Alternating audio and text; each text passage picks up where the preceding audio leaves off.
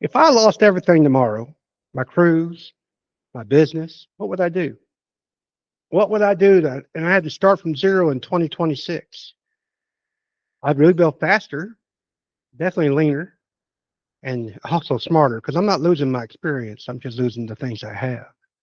So I get a new opportunity to start because the truth is, most contractors, they start out wrong and they chase the things that don't bring money and waste their time. And we want to maximize both of those because at my age and starting at zero, I only have so much. So what would I do? I was fortunate when I grew up to live close to my grandparents, right next door. My grandfather, Clyde Gilman, he was a workaholic. And while I still value hard work, that's all I knew. You see, he milked cows twice a day because we sold milk. We sold eggs, delivered them actually, and I got to help do that. We had sheep, pigs, and cattle. Now, today we call this a side gig, but he also had a side gig. He'd go dig graves by hand. I'm talking 3 foot wide, 8 foot long, and 6 foot deep. There were no backhoes back then. And backhoes is actually what it got him out of doing. Well, actually, he died today. He died of building digging graves because people respected that hard work and actually requested him to dig those graves for them if they ever passed away. Now, that sounds silly, but that's a God honest truth. But if that wasn't enough, he push mowed cemeteries. There were no riders back then, and then he'd hand trim with the little clippers around each headstone. The man was he was a workaholic, and matter of fact, that's what got him. The pigs got out, and he had to go get them up early one morning and had a heart attack. I'll never forget it. But anyway, be that as said, that's how I was raised. Hard work. My dad and I, same way. And while I still consider myself a workaholic, I work differently today than my grandfather as far as I do thinking. And that brings us to the first lesson I want to talk about. I started out with clarity over tools. What do you mean? Well, I mean, I'd think before I acted. I'd identify what client I would shoot for, which one's going to bring me the most profit, what type of jobs I'd be more satisfied. Because I mentioned I lost everything, but I didn't lose my experience, didn't lose my mind, just my physical things, my teams, and so forth. So before I went out and bought equipment, I think about that. But I'd buy the equipment after I identified the type of people I was going to serve. And if you identify those, and then with each piece of equipment that you identify you think you need, how are you going to make revenue with it? A lot of contractors you see out there driving them big fancy trucks, and boy, I like big fancy trucks. Don't get me wrong, but I just can't see justifying $70,000, $80,000 for something that's not going to bring you a lot of money just to look good driving around. What else would I do?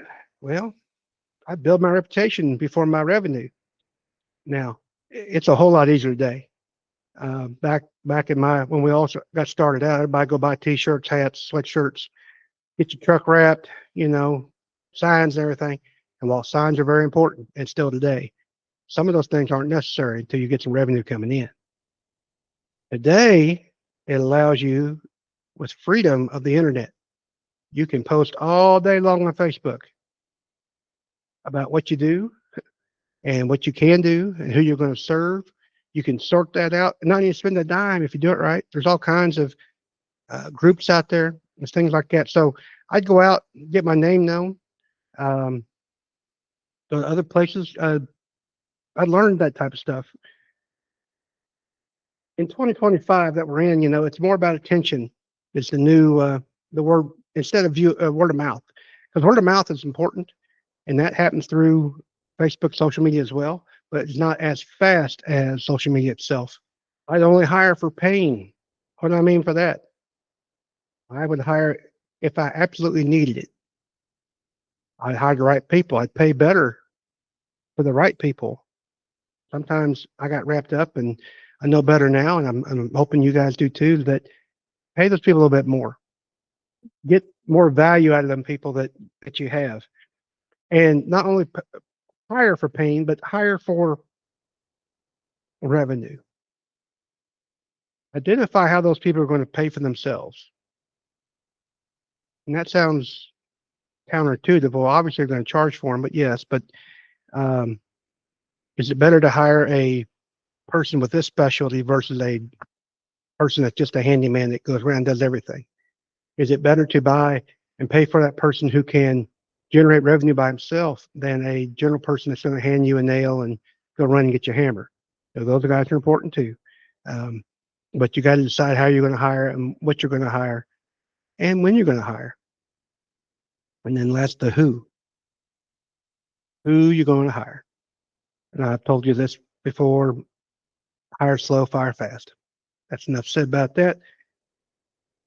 I'd price, oh, this one's a good one. Um, I price like I'm a business, not a buddy. What do I mean? Well, you got to price like other people. You got to make money.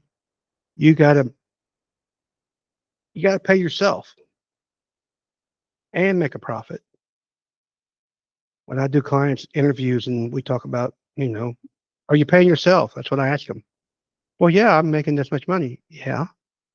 So is the business making a profit? Well, in theory it is because you're paying yourself, but you want the business to make a profit and for you to make a living. There's a difference. We're not talking about all the profit going to you because you got to have some left over to build your business, to grow it so that over time you're making more money. Think about that. How would that feel if you're actually making the living you want and having extra left over? And how do you do that? Well, you got to grow. There's only so much you can do. And it goes back to those people in the previous moment that you got to hire the right people so you can do more with what you have. I'd automate everything I can. That's the next one. And that might be billing. That might be answering the phone. That could be what? Reaching out, making appointments. If you have those abilities, there's softwares out there that can schedule an appointment for you and have your calendar and keep you all monitored. And you wouldn't have to take those calls. Now you got to do the sales. So anything that requires you ought to be sales driven. Well, of course, I don't like sales. Well, then find somebody.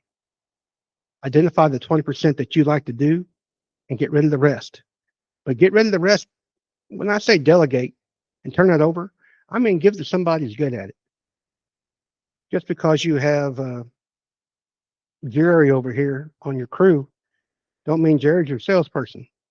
Because Jerry might hate it too. You got to find somebody that likes it, who's good at it, who can drive your business. If that's something you don't enjoy, I know a lot of guys who love to talk and love to do the sales. Go do the sales. Turn the other stuff off. But you got to make sure you got the right people. Again, everything just drives, even automation. Somebody's got to monitor that and set it up for you. Make sure you get the right people there.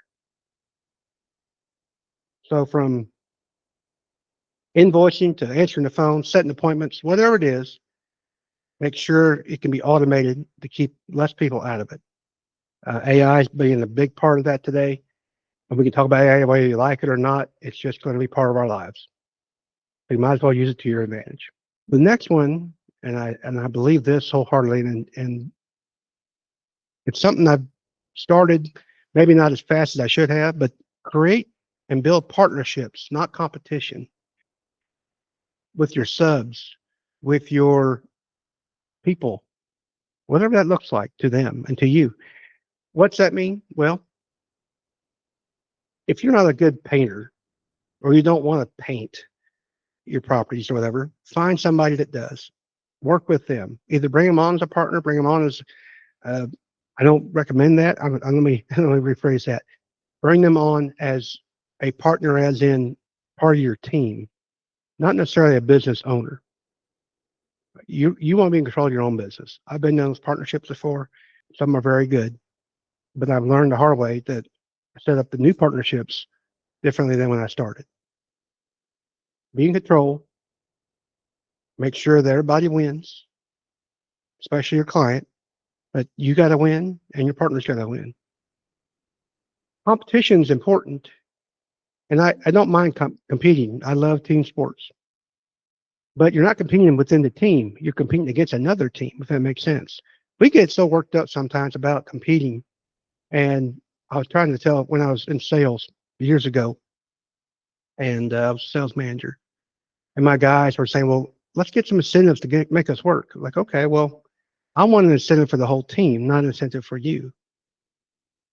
And what I mean by that is I want the whole team to win. You got to help bring everybody up. Now, that mentality means that if this one team member is knocking it out of the park and another team member is not, eventually that team member needs to tell you that other member is not doing his job because we want the whole team to win. We want everybody to win. Competition within a department, even real estate agents. I love these. They fight over leads and they fight over phone calls, and you got to address all that stuff. If you're competing against yourself within your team, how's that work? I think actually Jesus talked about in the Bible that the devil can't compete against himself. That's counterintuitive. We want to compete against the other team. Be a team player, get partners involved, and go win. Lastly, I'd protect my mindset like it's my last tool almost. Well, what I mean by that is that you have to work on myself. I have to rebuild, avoid the stresses, avoid those things that you know is not going to be good. Now, I've learned over the years what to avoid and what to try to, and that doesn't always work 100%, but I can still deal with it a lot better than I used to. But you got to work on your mind. How are you going to make money? Think about that, because that's what your business is about, making money. At the end of the day, yes, you're serving people, you're serving them well, and in return, you're getting money. How can you do that? You got to always, Bill, always cut down your stress, reduce the doubt, or you'll go in a spiral, just like maybe that's how you lost to begin with. Because the mind separates the guys, your contractors, as being good or bad. Always try to find the opportunity and move forward. Try to identify what's good and what's bad.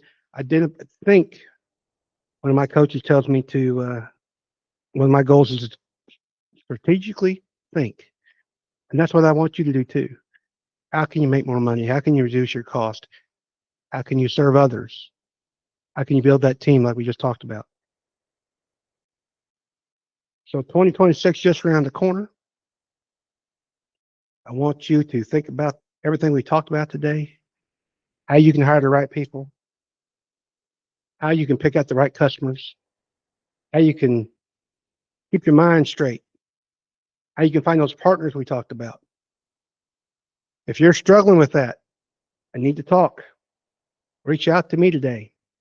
Right down there in the show notes. Set an appointment with Lee. We can talk about all those things, all these things that, Chris, I need to restart in 2026. Like, okay, let's make that happen. Let's figure out what those things are, where you're struggling, and we can make that happen. And for any other daily ideas or inspiration that you need and don't have the time to join me on a call, go to my Facebook group, Hard Hat and CEO, with other contractors there. We can discuss those things there, get some inspiration, ask questions. One of the best things to do is ask questions, learn how other people are doing it, and learn from their mistakes as well. This is Chris G, Hard Hat and CEO. You guys have a wonderful day. God be with you till we meet again.